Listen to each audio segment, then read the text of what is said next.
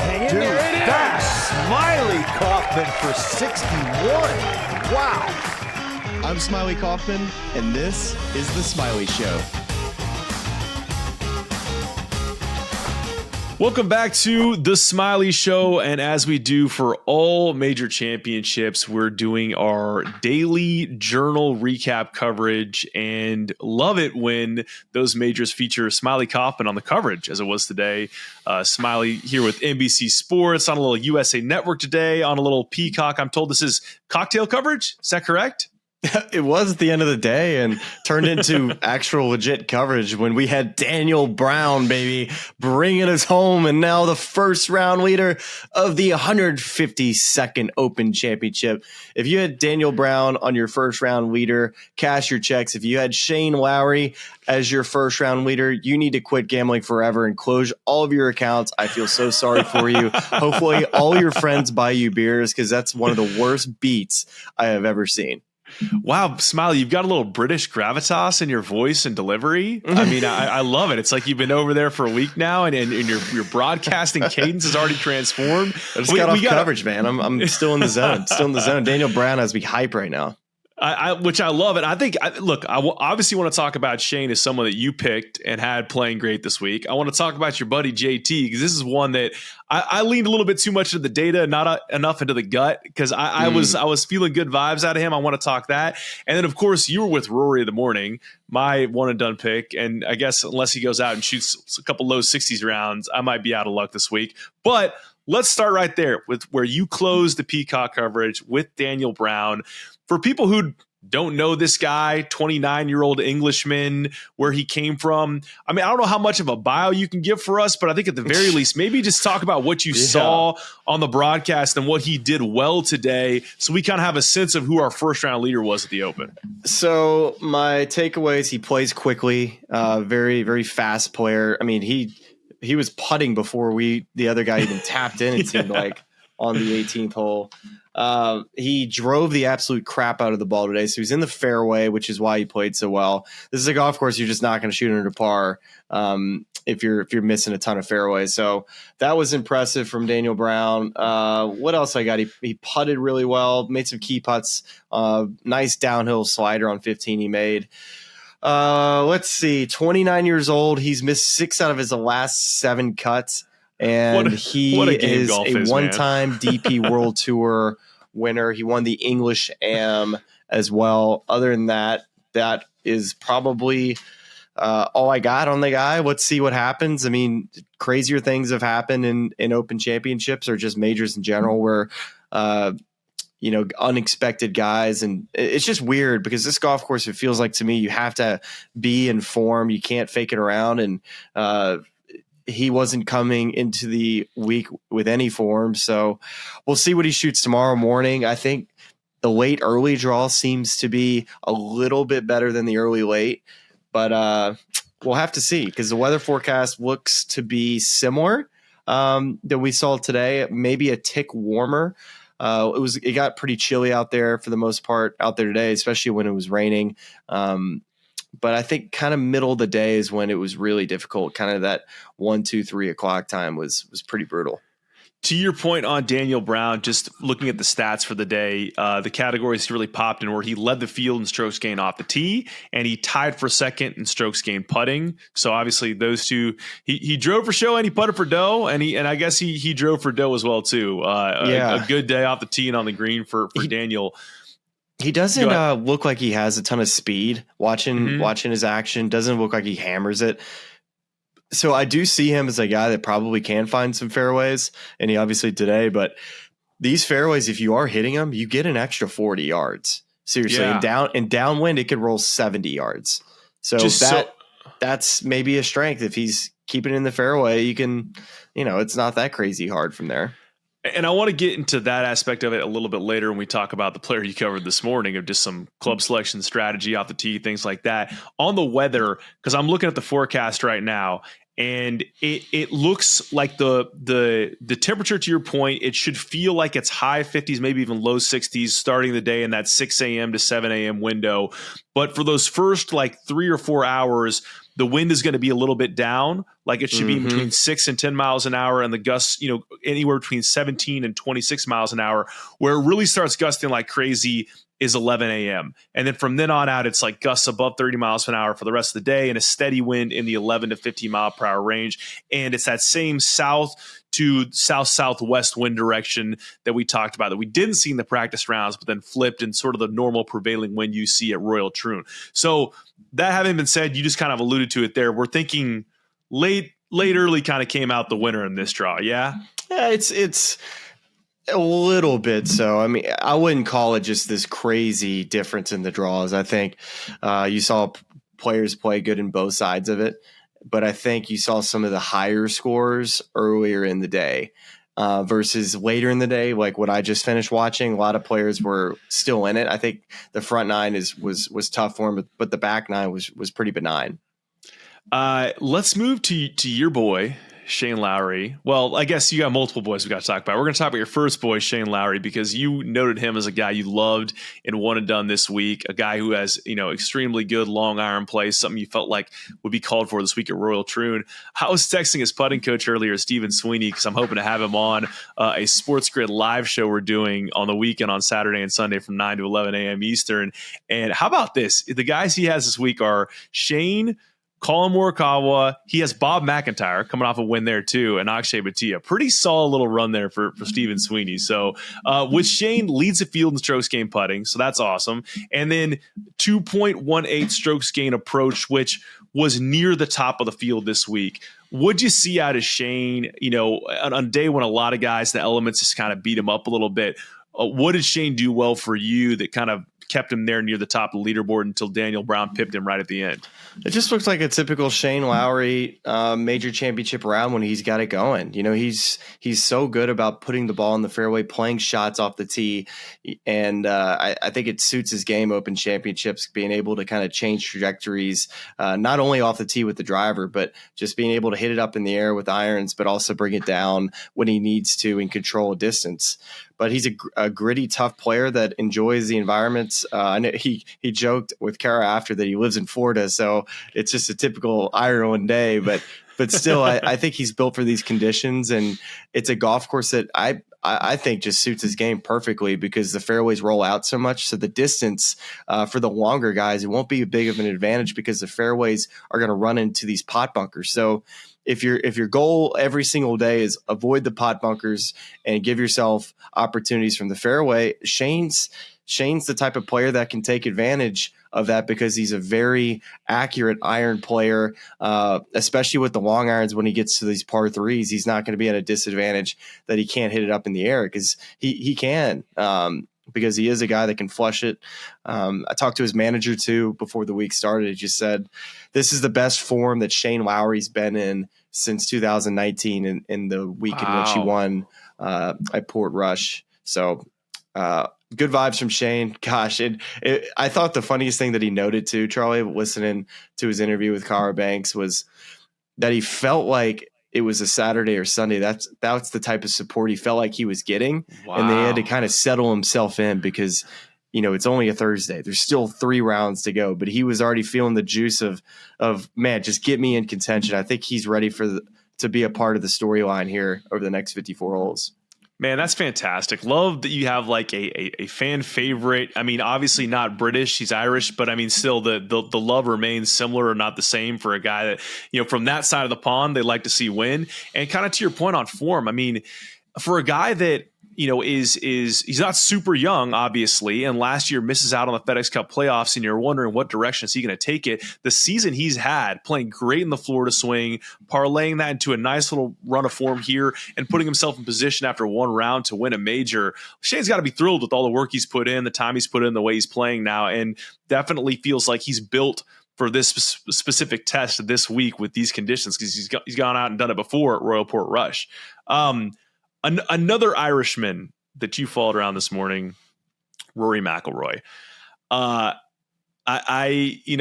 kept trying to remind myself as the Rory McIlroy one and done picker.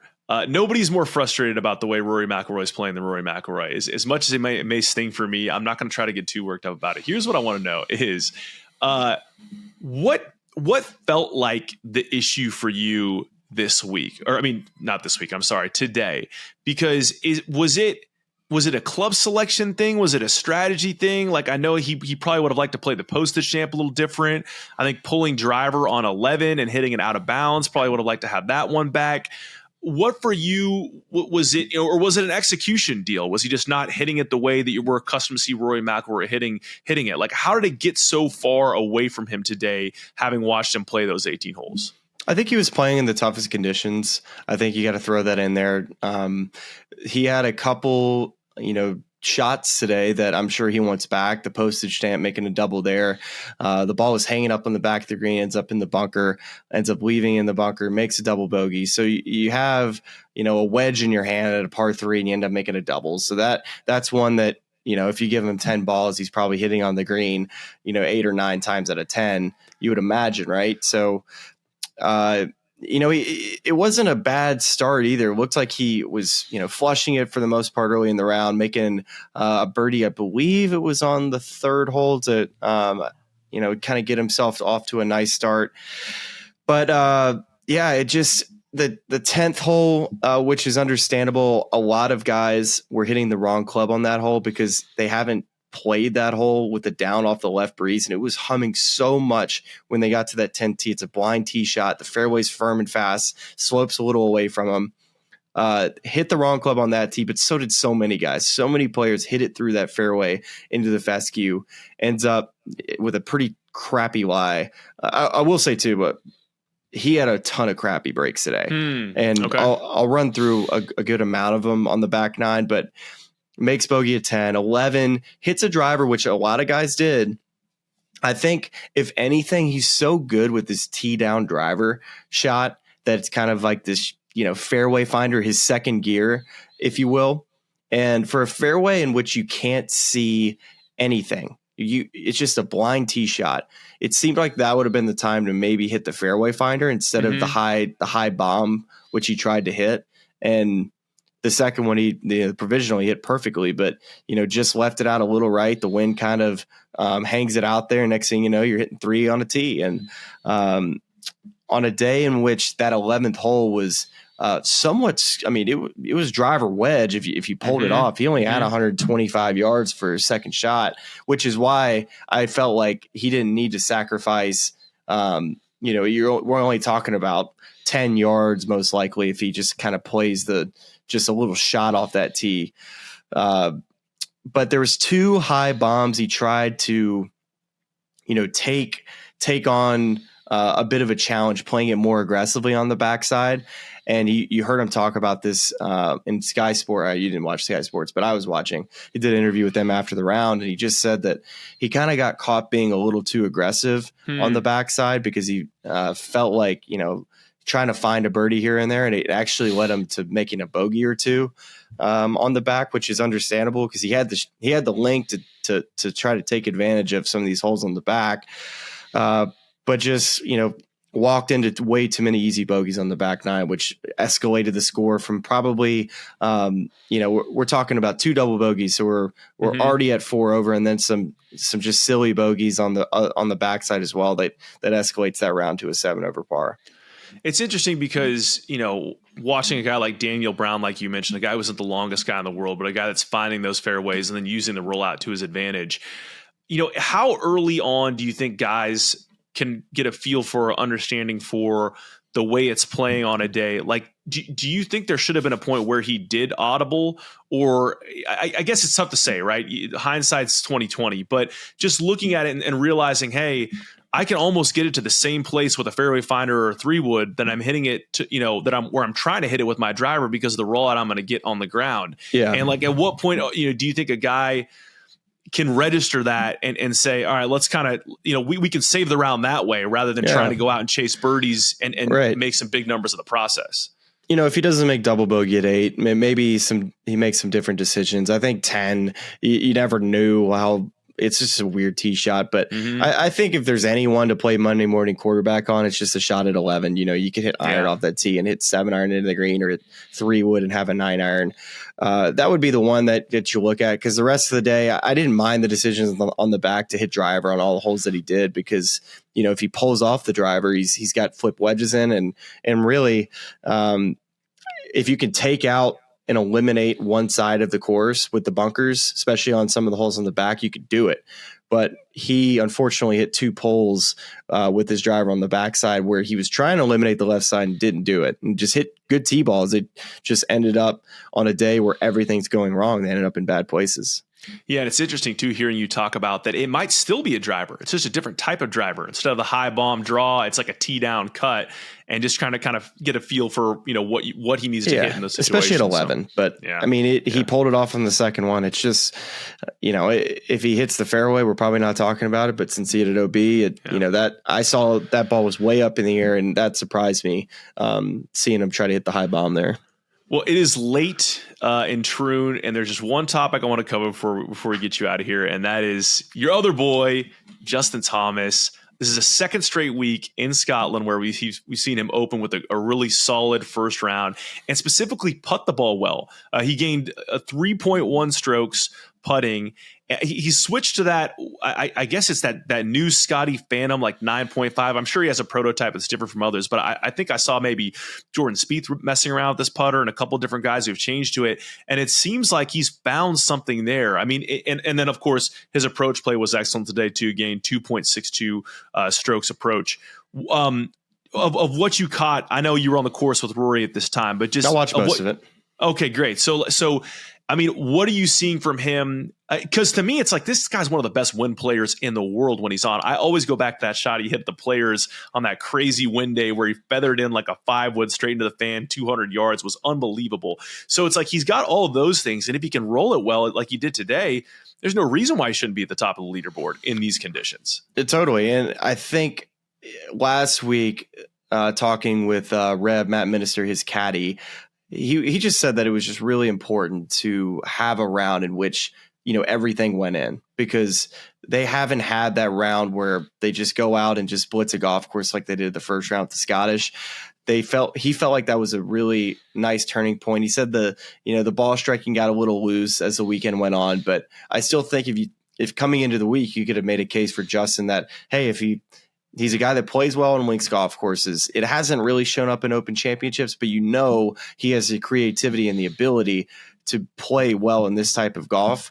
The strengths of his game, what is it? Irons. And if he's able to have a putter be able to bail him out this week, because his ball striking is going to be elite, but it's also going to put him in some interesting places at the same time. Because I think with Justin, what you've seen from his game recently is that there's going to be 1 or 2 loose type of shots. Are they going to be on holes that it's going to cost him a double bogey, or is it going to be on a hole where he gets into a situation where he's able to, you know, craft out a shot to be able to get into a position to get up and down and make a par? And I think his week is going to be determined by the breaks that he gets, because he's going to hit loose shots, but he's also going to play good enough golf with his ball striking to win this tournament. Now, I think that to me is the thing I'm looking out for, right? Is can he develop kind of a go-to shot, you know, as this week goes on? Can he hit that little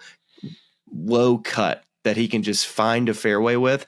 Because if you give him enough opportunities with the irons, and you know his putter is good enough to make a 20-footer once a day, that's the formula for him. So just get him in the fairway, let his iron game shine, and then you now have a putter that you know can bail you out sometimes.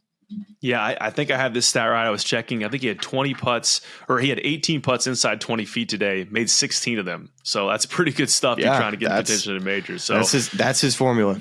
Yeah. Well, that is as mentioned, very late there.